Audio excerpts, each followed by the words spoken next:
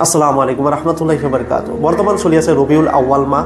এই মাহটোত ম্যাক্সিমাম লোকে এটি কুৱেশ্যন কৰা পৰিলক্ষিত হয় যে নবী সাল্লাল্লাহু আলাইহি সাল্লাম এই মাহটোৰ যিটো 12 তাৰিখ ঈদে মিলাদুন নবী উদযাপন কৰিছিল নে?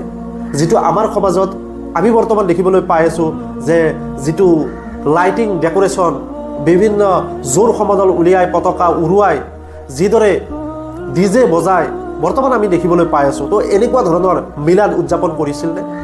তো আহকচোন সত্যটো জানাৰ কাৰণে চাওক দোস্ত, প্ৰথম কথাটো হৈছে যে নবী সাল্লাল্লাহু আলাইহি সাল্লাম নবুৱত পোৱাৰ পিছত 23 বছৰ দুনিয়াত আছিল আৰু 23 বছৰত কিমানটা 12 ৰবিউল আহিছিল, কিমানটা 12 ৰবিউল গৈছিল, কোনো এটি সহি হাদিছ, কোনো এটি জয়ীফ হাদিছত সন্নিৱিষ্ট নাই। বৰ্তমান সমাজত যেনেকৈ আমাৰ ঈদে মিলাদুন নবী উদযাপন কৰা হৈ আছে, সাহাবা ৰাদিয়াল্লাহু আনহুম তাবেইন সকলৰ পৰা তেনেকুৱা কোনো নজিৰ নাই।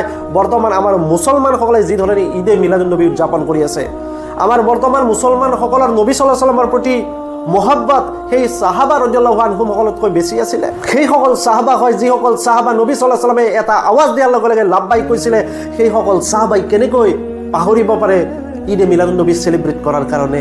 চাওক, আপোনালোকে সমাজত বিভিন্ন ধৰণৰ তথাকথিত আলিম পাব যিসকলে ইছলামটো মিছ ইউজ কৰি আছে, যিসকলৰ কোনো ধৰণৰ দলিল নাই, ৰেফাৰেঞ্চ নাই।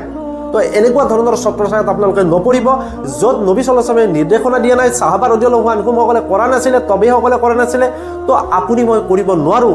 এতিয়া হয়তো বহুতে প্ৰশ্ন কৰিব যে ঈদে মিলাদুন নবী উদযাপন কৰাটো ইয়াত কি বেয়া কাম? যিটো নবী সাল্লাল্লাহু আলাইহি সাল্লামৰ জন্ম, তো এক উৎসৱ সদৃশ পৰিৱেশ গঢ়ি তুলিছোঁ। তেখেতসকলে মনত ৰখাটো দৰকাৰ যি সাহাবা ৰাদিয়াল্লাহু আনহুম সকলৰ নবী সাল্লাল্লাহু আলাইহি সাল্লামৰ প্ৰতি যি মহব্বত, সেই মহব্বতৰ খাতিৰে এনেকৈ জোৰ সমদল উলিয়াব নোৱাৰিলেহেঁতেন। কাৰণ তেখেতসকলৰ ভয় আছিল যিটো নবী সাল্লাল্লাহু আলাইহি সাল্লামে নিৰ্দেশনা দিয়া নাই, তো সেইটো কেতিয়াও কৰিব নোৱাৰে। কাৰণ যিয়ে দিনৰ মাজত নতুনত্ব সৃষ্টি কৰিব তাৰ নামেই হৈছে বিদাত, আৰু বিদাতৰ পৰিণাম জাহান্নাম। আৰু এই জাহান্নামৰ ভয়ৰ কাৰণে তেখেতসকলে এনেকুৱা ধৰণৰ কেতিয়াও ব্যৱস্থা কৰা নাছিলে। চাওক দোস্ত, মিলাদৰ নামত এইবোৰ উদ্ভাণ্ডলি কিয়? নবী সাল্লাল্লাহু আলাইহি সাল্লামৰ প্ৰশংসা কৰক, চিৰাত পাঠ কৰক, নবী সাল্লাল্লাহু আলাইহি সাল্লামৰ জীৱনী নিজে অধ্যয়ন কৰক আৰু আন ভাইক পইচাই দিয়ক। নবী সাল্লাল্লাহু আলাইহি সাল্লাম সোমবাৰে ৰোজা ৰাখিছিলে, আপোনালোকে ৰোজা ৰাখক।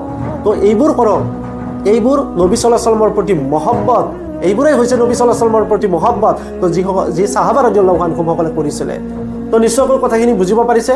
যদি বিষয়খিনি গ্ৰহণযোগ্য বুলি ভাবে তেতিয়াহ'লে এটি শ্বেয়াৰ কৰি দিব যাতে আন ভাইৰো উপকৃত হয়।